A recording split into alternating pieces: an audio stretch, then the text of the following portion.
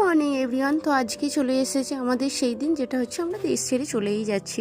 তো চলে যাচ্ছি বলতে আজকে কিন্তু মুম্বাইয়ে যাওয়ার পালা আমাদের।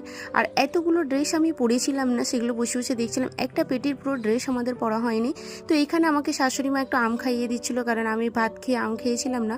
সেই জন্য মা বললো আমি রেডি হচ্ছিলাম, বললো আমি দিয়ে দিচ্ছি।